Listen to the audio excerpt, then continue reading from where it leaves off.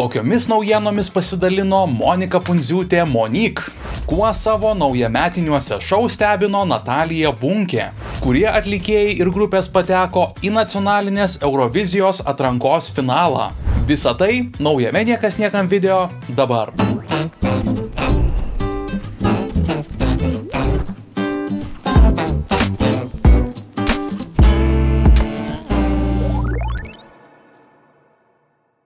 Monika Pundziūtė Monique gruodžio 25 dieną Kalėdas sutiko kartu su savo klausytojais Vilniuje, Šventos Kotrynos bažnyčioje. Koncerto metu dainininkė pasidalino svarbiomis naujienomis, kurias koncerto svečiai išgirdo pirmieji.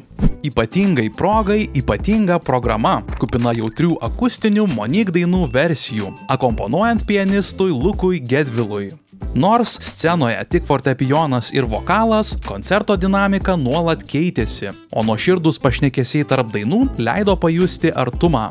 Scenografijos grožis papildė muzikos gylį. Sceną puošė daugiau nei 30 didelių rankų darbo gėlių, sukurtų dailininkės Agnės Kavaliauskaitės.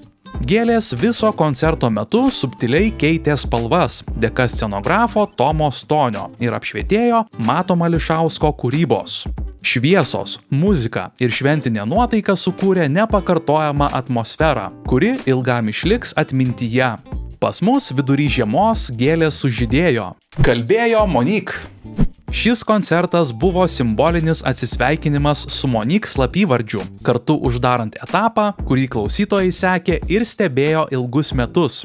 Ateityje dainininkė ir toliau žengs kūrybiniu keliu, kurį pradėjo praėjusiais metais išleidusi albumą ir tik dėl jos. Tik nuo šiol jau kaip Monika Pundziūtė. Istorijos, kurias rašau dainose, yra tikros, tad ir mano vardas scenoje jaučiu turi būti tikras. Dalinosi atlikėja. Dainininkė nuo scenos atvirai dalijosi savo mintimis ir atskleidė būsimo albumo pavadinimą, bei kada gerbėjai gali jo tikėtis. 2025 metų pradžioje į pasaulį gyventi paleisiu Sopą. Tokį vardą daviau savo naujausiam albumui. Taip, Monika pristatė naujieną, kurią klausytojai pasitiko plojimais ir palaikymu.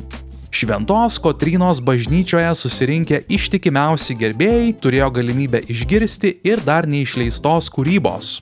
Vakaro finalu tapo minėto albumo kūrinys. Monika Pundziūtė dėkojo susirinkusiems, pabrėždama, kad kiekvienas jų sukuria koncerto patirtį. Jūs šitos kelionės dalis. Ačiū, kad esat kartu su manimi.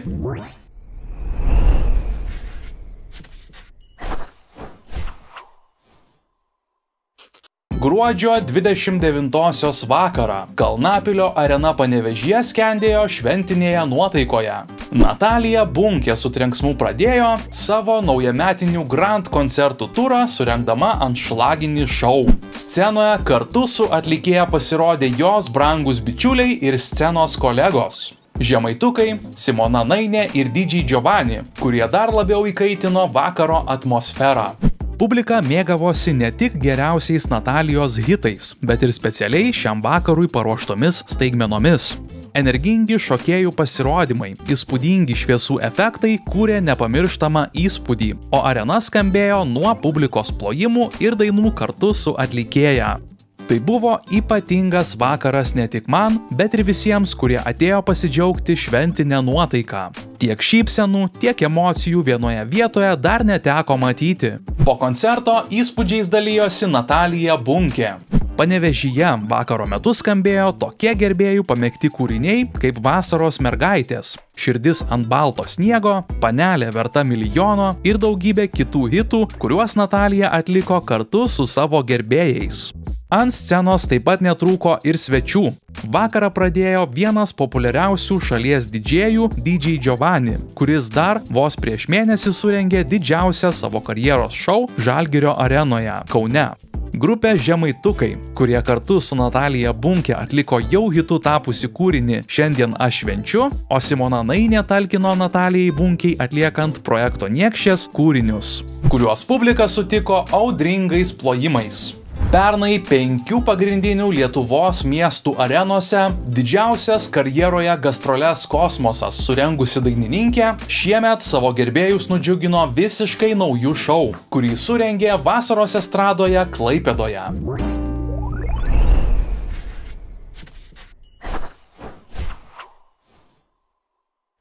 Sausio 11-ąją prasidėjo nacionalinė Eurovizijos dainų konkurso atranka. Šiais metais dėl galimybės pasirodyti ant didžiosios dainų konkurso scenos Šveicarijoje varžėsi 45 grupės ir atlikėjai. Iki vasario 8-osios iš viso įvyko 5 pusfinaliai, kuriuose žiūrovai išvydo po 9 pasirodymus. O iš kiekvienos laidos 2 geriausiai komisijos ir žiūrovų įvertintos dainos iškeliavo į finalą. Tad šiandien būtent atrankų laidas ir apžvelgsime. Pirmoje atrankinėje laidoje pasirodė Lit su daina You Are Not Alone, Mantas Ben, Svajonės po 12, Rūta Budreckaitė, Tai kur namai, Anjanija ir jo kūrinys Running Out of Time, Aistei, Meilę sapnavau, Eva, Tell Me Lie, Victoria Faith ir Scary Beautiful, Justė Baradulinaitė, Tired, bei Elften su kūriniu Goodbye Hell. Dalyvius scenoje palaikė ir kalbino žavus vedėjų trejetukas – Gabrielė Martirosian, Nombeko Augustė ir Rimvydas Černiauskas.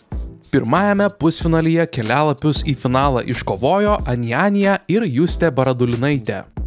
Antrojoje atrankinėje laidoje iš viso pasirodė 8 dalyviai – Halumi ir jų kūrinys The Flame, Noi, Just Take Me On a Date, Jokūbas Jankauskas, Far Away, Petunija su daina Į saldumą, Freja Eliai, La La La, Karo, Lovebug, Vilija, Liesti negalima ir Tomas Dirgėla, Pašok. Šiame pusfinalyje turėjo pasirodyti ir Austėja Lukaitė, tačiau prieš filmavimą atlikėja pranešė, kad susirgo gripu ir pasirodyti negalės. Visus nacionalinės atrankos pusfinalių laimėtojus išrinko televizijos žiūrovai ir komisija. Jos sudėtis kiekvienoje laidoje keitėsi. Štai antroje laidoje dalyvius vertino Stanislavas Stavickis Stano, Kamilė Gudmonaitė, Ramūnas Zilnys, Ieva Narkutė ir Vytautas Bikus. Susumavus balus paaiškėjo, kad Eurovizijos nacionalinių atrankų finale pasirodys Noi ir Petunija. Kaip ir ankstesniais metais, finalo metu balsuos komisija ir žiūrovai, o galutinį sprendimą, kuris atlikėjas išvyks į Šveicariją, priims žiūrovai. Finale 3 daugiausiai žiūrovų ir komisijos balų surinkę dalyviai pasirodys dar kartą, o tada už juos balsuoti galės tik publika. Sausio 25-osios vakarą savo kūrinius žiūrovams dovanojo ir dėl patekimo į didįjį finalą kovojo Amari su daina Siren's Call, Thomas G, Highest Goals, Queens of Roses, Taip, Goja, After Storm, Hansanova, Leilido, Meidė, Gyvatės, Gebrasi, Hole, Indrė ir Laimonas su kūriniu Namo bei Black Biceps Visaip man reik. Sėkmė šįsyk nusišypsojo atlikėjams Gebrasi ir Goja. Ketvirtajame pusfinalyje žiūrovams savo pasirodymus paruošė Siga, Walking with My Shadow, Astin, You Are The One, Godo Jorke, Širdies neparodai, Joseph June, Ko man nesakei, Amoralu, Freedom, Katarsis, Tavo akys, Liepa, Ar mylėtum, Mario Junes, Bury Me ir The Ditties, Zui Zubi. Susumavus žiūrovų ir komisijos balus paaiškėjo, kad galimybę tęsti kovą nacionalinėje Eurovizijos atrankoje šįkart iškovojo grupė Katarsis ir atlikėja Amoralu. Iš žiūrovų balsavimo surinktų lėšų dalis, atitenkanti LRT, bus skirta nacionalinės atrankos nugalėtojo pasiruošimui atstovauti Lietuvai tarptautiniame Eurovizijos dainų konkurse, kuris vyks gegužės mėnesį Šveicarijoje. Šią teisę iškovojo šveicarų kilmės Nemo su kūriniu The Code, atliktu 2024 metais konkurse Švedijoje. 5-oje Eurovizijos nacionalinės atrankos laidos scenoje pasirodė Donata, Empower, Matas Ligeika, Saulė, Ieva Zasimauskaitė, Don't You Ever Leave Me, Matt Len, Not Alone, San Francisco, Atsimerkt, Justinas, All Right, Sophie Alley, The Bluest Bell, Lion Cheka, Drobė ir Ofelija su daina Širdelė. Paskutinės 2 vietos finale atiteko atlikėjams Lion Cheka ir Sophie Alley. Beje, transliacijos pabaigoje buvo paskelbta ir netikėta žinia. Komisija į finalą sugrąžino net 2 jau iškritusius dalyvius – grupė Black Biceps ir Liepa Mondeikaitė. Ką finale, kuris įvyks rytoj, palaikysite jūs? Galbūt jūsų favoritas jau iškrito? Parašykite komentaruose. O finalo rezultatus ir nacionalinės Eurovizijos atrankos nugalėtoją būtinai apžvelgsime vasario 28 dieną.